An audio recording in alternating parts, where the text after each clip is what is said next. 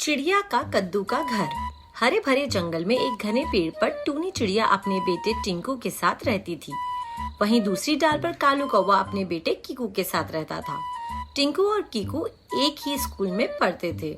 हाथी मास्टर जी गंभीर स्वर में, टिंकू कीकू, ये क्लास है, खेल का मैदान नहीं। तुम्हारी शरारतें अब हद से बाहर हो रही हैं। जो बच्चा झगड़ा करेगा उसे पूरे जंगल के सामने माफी मांगनी पड़ेगी, समझे? मास्टर जी, टिंकू और कीकू ने तो मेरी नोटबुक पर स्याही गिरा दी। और कल रिसेस में कीकू ने मेरे गाजर खा लिए थे। मास्टर जी, इसे रोकिए ना। हाथी मास्टर जी ने दोनों को घूरते हुए देखा। कीकू, ये क्या हरकत है? और टिंकू, तुम भी सुधर जाओ, पढ़ाई पर ध्यान दो, वरना परीक्षा में पीछे रह जाओगे। लेकिन कीकू और टिंकू कहाँ मानने वाले थे। एक दिन कीकू ने मौका देखकर टिंकू की किताब पर स्याही गिरा दी। कीकू, ये तुमने क्या किया? ये मेरी किताब खराब हो गई ना। अरे तुम पक्षी हो, उड़ना सीखो, पढ़ाई नहीं। और क्या, उड़ने वाले को किताब की क्या जरूरत। कीकू, ये ठीक नहीं है। अगर तुमसे कोई तुम्हारी किताब खराब कर दे तो? टिंकू ने गुस्से में आकर कीकू का टिफिन छुपा दिया।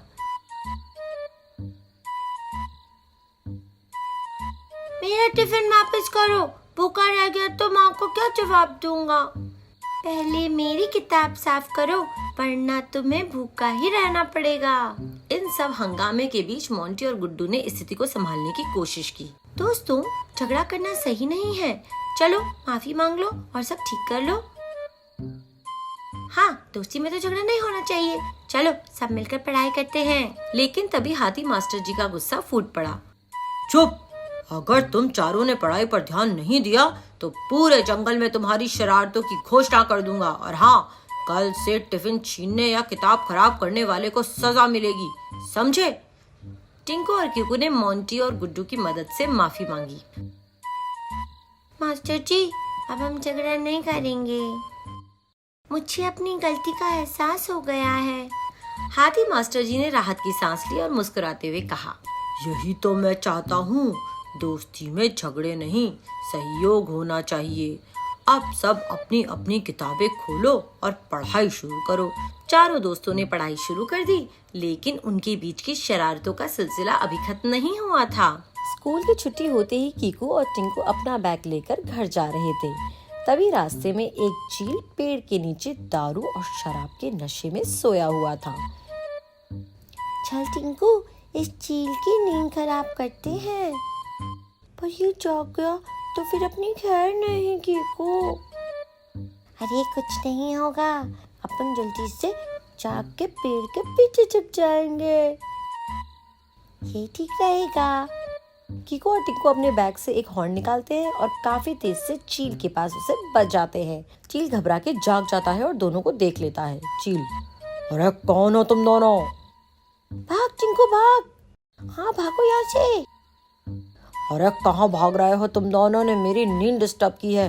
देखो अब मैं तुम्हारा क्या हाल करता हूँ। चील भी उड़ के उनका पीछा करता है, पर नशे के कारण वो ज्यादा देर तक उड़ नहीं पाता और कीकू और टिंकू वहां से निकल जाते हैं। आज तो बच गए तुम दोनों, लेकिन मैं तुम दोनों को छोड़ूंगा नहीं। मुझे पता है तुम दोनों टूनी और कालू कौवे के बच्चे हो। कल देखो मैं तुम्हारा क्या हाल करता हूँ।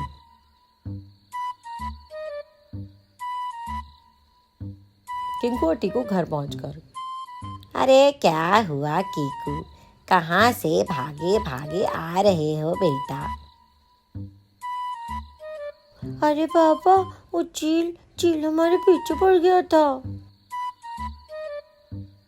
जरूर तुमने कोई शरारत की होगी उस टिंकू के बच्चे के साथ मिलकर। नहीं, हमने कुछ नहीं किया।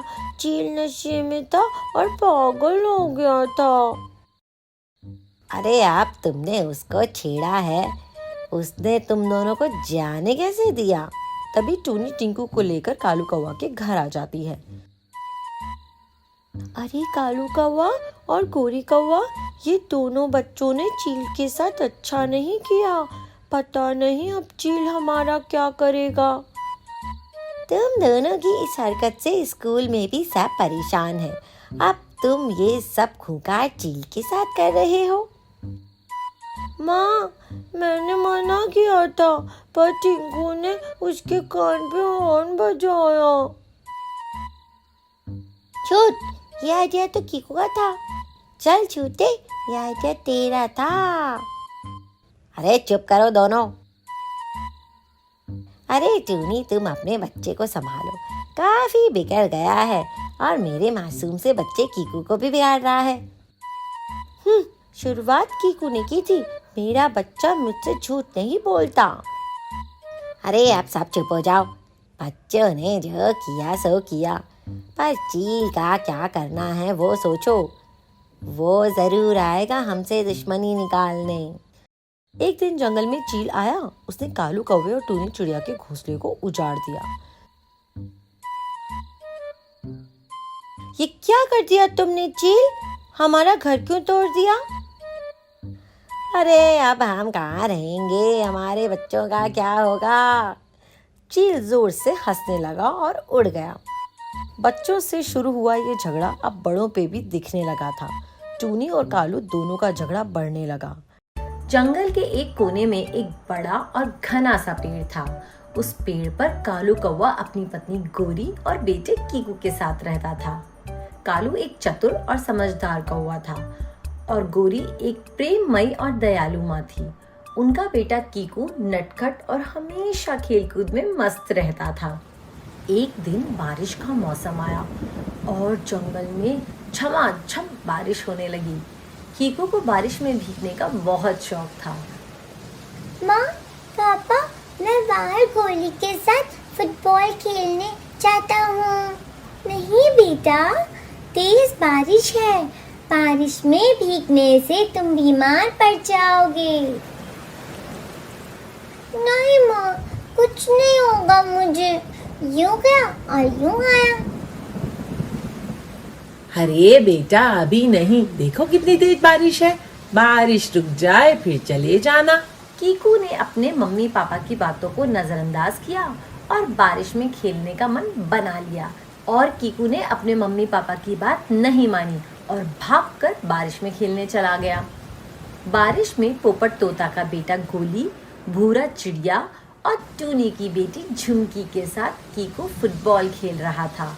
कीकू फुटबॉल जोर से मारता है और बॉल गोली के साइड से जाते हुए गोल हो जाता है।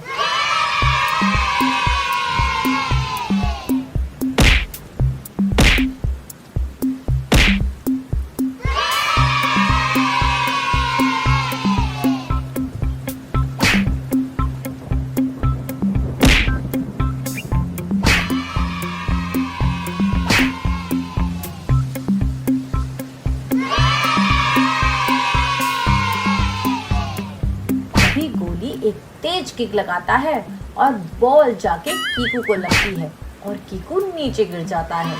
बाकी चिड़िया चीयर्स करते हैं। कीकू और झुमकी गेम में हार जाते हैं और गोली और भूरा जीत जाते हैं। कुछ देर बाद खेल खत्म हो जाता है। सब अपने अपने घर चले जाते हैं। गोली देख, मैं कल तुझे कैसे किक मारता हूँ। बेटा तैयार होकर रहना। चाचा कीकू, बड़ा आया गोल मारने वाला।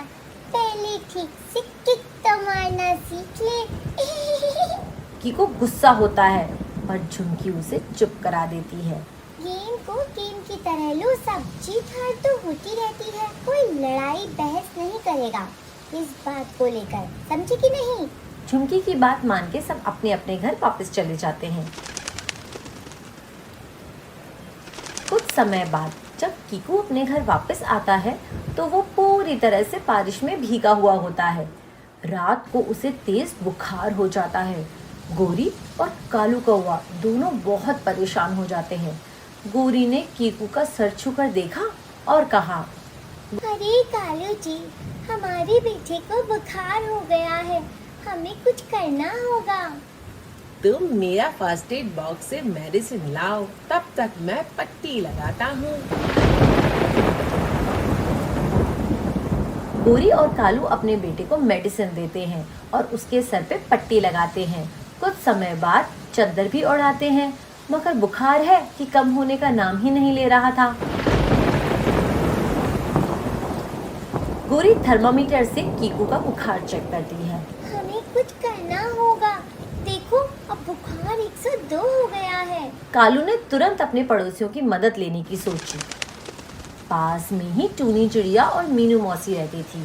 टूनी बहुत ही समझदार और बुद्धिमान थी, जबकि मीनू मौसी दयालु और हमेशा मदद के लिए तैयार रहती थी। कालू ने टूनी चिड़िया से कहा, टूनी बहन, हमारे बेटे को बहुत बुखार हो गया है, हमें क्या करना चाहिए?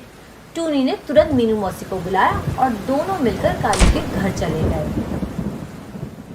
उन्होंने भी देखा कि बुखार काफी तेज है और कीकू बुखार से कांप रहा था। कालू, जंगल में जानवरों का एक डॉक्टर रहता है। वो एक बंदर है जिसका नाम जग्गू है। वो हमारे सभी जानवरों का इलाज करता है। तुम उसके पास जाओ और मदद मांगो। हाँ, जग्गू काफी अच्छा डॉक्टर है। उसका इलाज जरूर काम करेगा। कालू और गोरी ने अपने बेटे कीकू को ध्यान से लिटाया और कालू तुरंत जग्गू बंदर के पास चला गया। जग्गू बंदर अपने पेड़ पर बैठा हुआ था और एक पुरानी किताब पढ़ रहा था। कालू ने कहा, जग्गू भाई, हमारे बेटे को बहुत तेज बुखार हो गया है, कृपया करके हमारी मदद करें। जग्गू ने कीकू का हाल सुना। तुम्हें जरूर मीनू मौसी ने भेजा होगा। हाँ, मीनू मौसी ने ही कहा था कि तुम ही मेरे बेटे को ठीक कर सकते हो। इस बारिश के समय में जंगल में बड़ा ही खतरनाक वायरस और बुखार फैल रहा है। जल्दी से चलो, देखना होगा कि वायरस कितना असरदार हो गया है।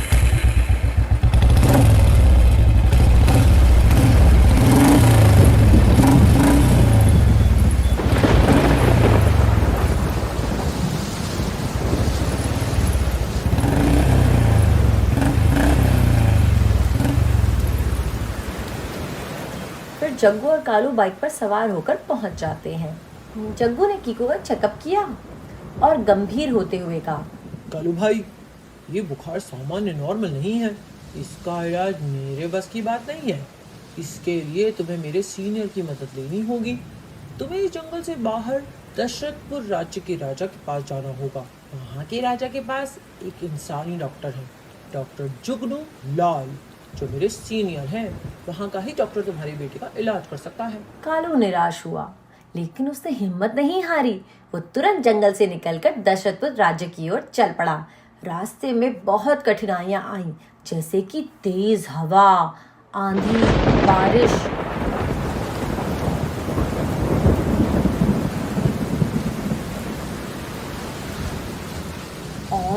और स्नोफॉल भी हो गया। लेकिन अपने बेटे की चिंता में कालू ने हर मुश्किल का सामना किया।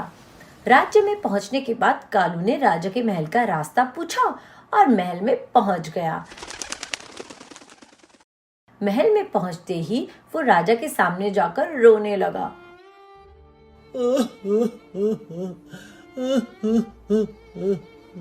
अरे महाराज, कृपया मेरी मदद करें।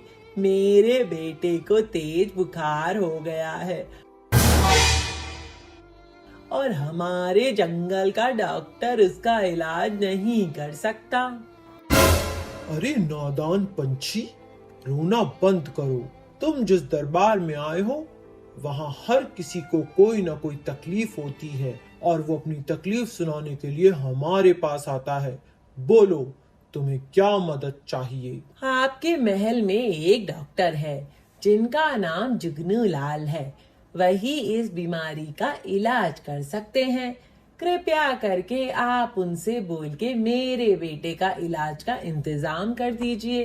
ये एक बहुत ही खतरनाक वायरस वाला बुखार है महाराज, जिसे डॉक्टर जुगनू ही ठीक कर सकते हैं बस।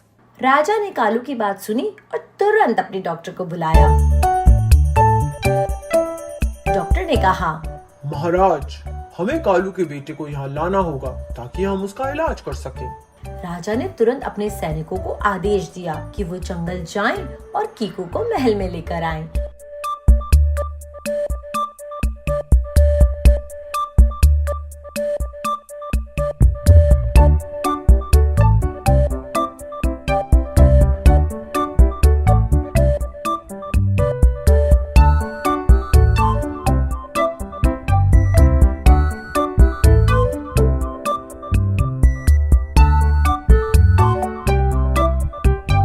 डॉक्टर ने कीकू की जांच की और उसे दवाइयां दे दी। सही वक्त पे कीको यहाँ ले आए, वरना ये और भी बीमार हो सकता था। अब दवाई और इंजेक्शन दे दिया है, सब ठीक हो जाएगा। कुछ दिनों के इलाज के बाद कीकू पूरी तरीके से ठीक हो गया।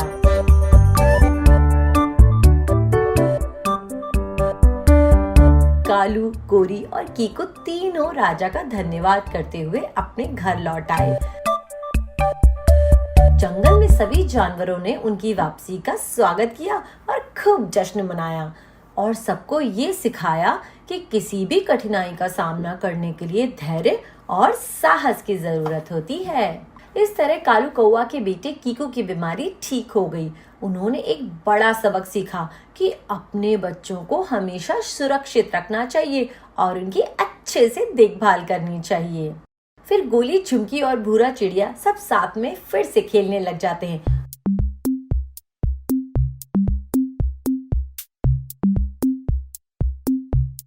तभी अचानक से फिर से बारिश शुरू हो जाती है।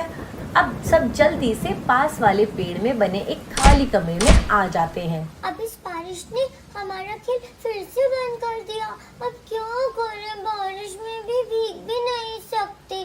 कीकू अभी तो ठीक हुआ है बीमारी से। बारिश हुई तो क्या हुआ, चलो दोस्तों अब हम बाहर ना सही इंडोर गेम तो खेल सकते हैं। सही आइडिया है, चलो ये वाला गेम खेलते हैं। कौवा उड़, बगुला उड़, हाथी उड़। सभी हंसने लगते हैं।